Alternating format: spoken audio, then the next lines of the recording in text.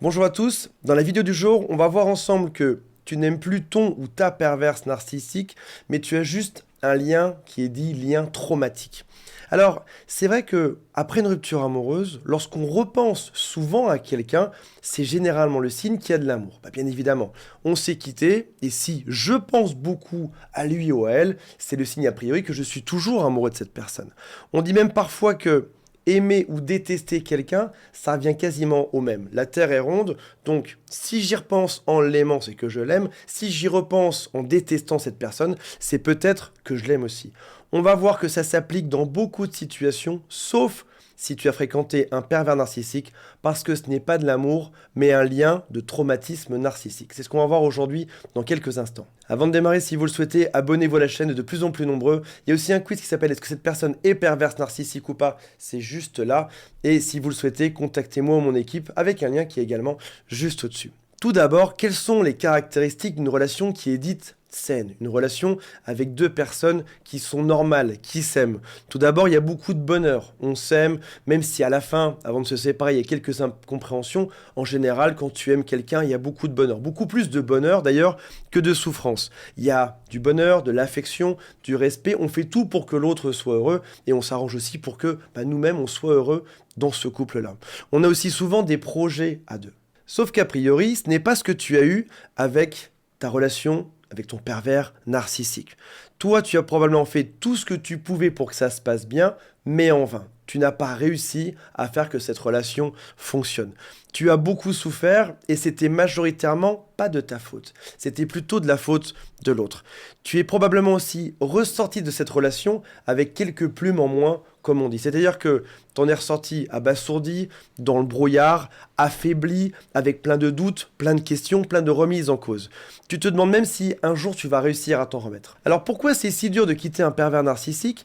Pourquoi est-ce qu'on ressent encore de l'attirance ou pourquoi est-ce qu'on y pense encore par la suite? Ce qu'il faut savoir, c'est que déjà, par défaut, chaque rupture apporte des regrets. C'est le cas de manière universelle dans chaque rupture sur Terre, qu'on soit la personne quittée ou qu'on soit celle qui quitte. Ça veut dire que quand on se fait quitter, quand il y a une rupture amoureuse, on est déjà dans un terrain qui est propice à se poser des questions et à se remettre en cause. Malheureusement, dans le cadre d'un pervers narcissique, il y a en plus ce qu'on pourrait appeler des facteurs d'amplification. Donc c'est déjà extrêmement dur à la base, et dans le cadre d'une relation avec un pervers narcissique, c'est encore plus compliqué par la suite. Le premier facteur d'amplification, c'est qu'on t'a fait douter de toi tout le long. L'autre t'a rabaissé, il a dit que tes pensées étaient nulles, que tes actions étaient nulles, que ton comportement était nul. On t'a aussi dit que t'étais le responsable de toutes les erreurs, de toutes les fautes, de toutes les crises dans le couple. On t'a dit aussi un gros mensonge qui était c'est de ta faute tout ça, mais si tu te comportes différemment, alors tout ça, ça pourra aller mieux. Ce qui fait que, au final, ton estime est tombée à zéro, t'as couru après le fait de s'améliorer tout le long de la relation pour tenter de faire que ça s'arrange, malheureusement en vain, et du coup aujourd'hui, tu gardes encore cette part de doute.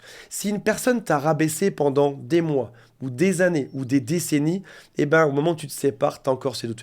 Une personne t'a dit pendant des années que tu étais nul, que tu ne valais rien, tu finis par le croire un petit peu.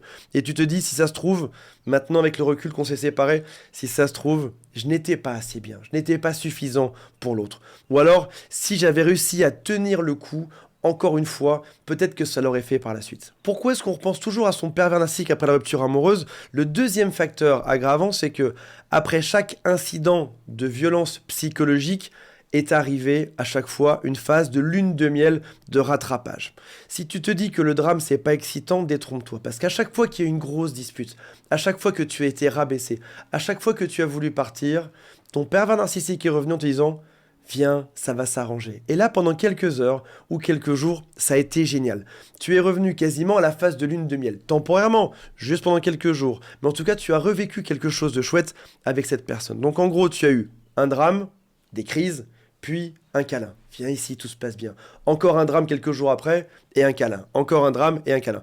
Et au final, tu étais un peu comme un rat de laboratoire ou une souris. Tu étais conditionné, tu étais challengé au maximum dans cette dynamique. C'est une dynamique qui a été en s'empirant. Au début, ça se passait très bien avec seulement quelques drames, et puis plus on est allé dans le temps, plus il y a eu de drames et moins il y a eu de phases qui étaient positives. À la fin, c'était quasiment que du drame.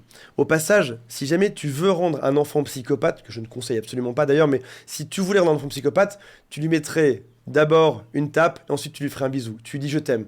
Et tu recommences. Une tape, et ensuite tu lui dis je t'aime. Et tu peux être sûr que l'enfant, lorsqu'il arrive à l'adolescence ou l'âge adulte, il devient complètement fou. Parce que quand tu es élevé comme ça, ton cerveau ne comprend absolument pas. Tu es à la fois puni et à la fois récompensé, simultanément quasiment. Et donc là, après la rupture amoureuse, au bout de quelques semaines, même au bout de quelques mois, tu te dis, si ça se trouve, je peux y retourner une fois de plus et avoir un câlin, avoir à nouveau cette phase de lune de miel.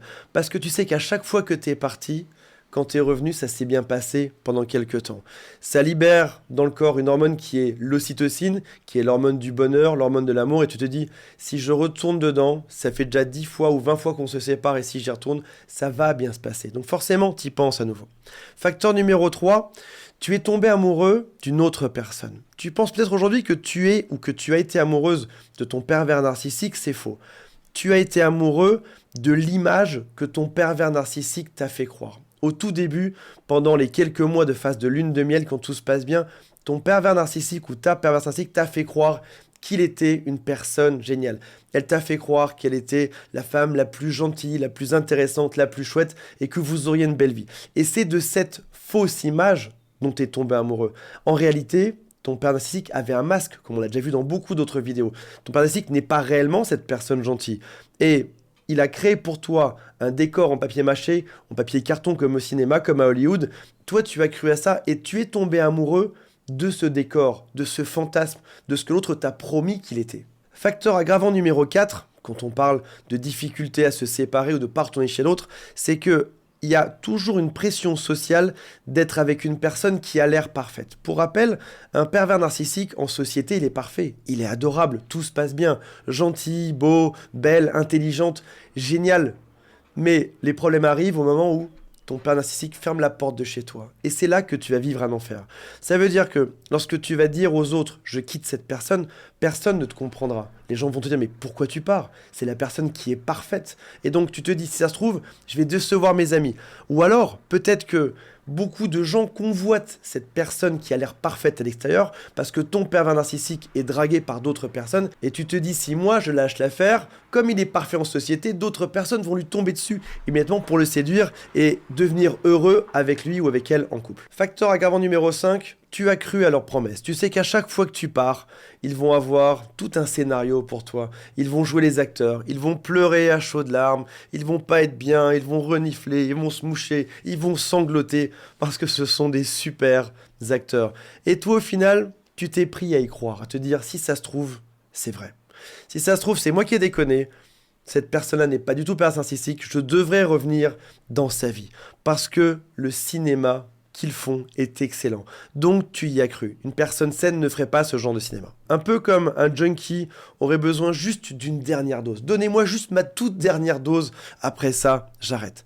Il y a des statistiques qui existent qui disent que dans une relation abusive, en moyenne, une personne y retourne 7 fois. Ce qui signifie que dans ton cerveau, tu te dis, soit j'y retourne une dernière fois, parce que j'aurai ma dose d'ocytocine, parce que ça se passera bien quelques jours, et je me sentirai soulagé, parce que ce que je vis aujourd'hui est pas terrible. Là au moins, si j'y retourne, je serai soulagé quelques jours, ou alors je reste seul dans mon coin, traumatisé, triste, sans amour, et t'as finalement le choix entre te couper un bras ou te couper une jambe. Tu sais pas quoi choisir. Soit tu y retournes mais c'est néfaste, soit tu restes loin mais tu te sens pas très bien non plus. Mais encore une fois, un peu comme un drogué qui a besoin de sa dose, il sait que temporairement il sera bien, mais après ça, à long terme, c'est quelque chose qui va le détruire.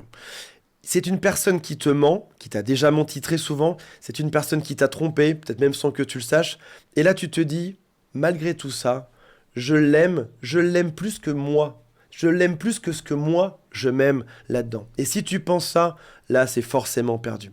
Il y a 2 choses très importantes à se répéter. La première, c'est qu'il n'y a jamais eu d'amour. Ton père narcissique, ta personne ne t'a jamais aimé, en tout cas jamais de la manière saine dont tu l'imagines. Il a aimé que tu sois son esclave, ça oui.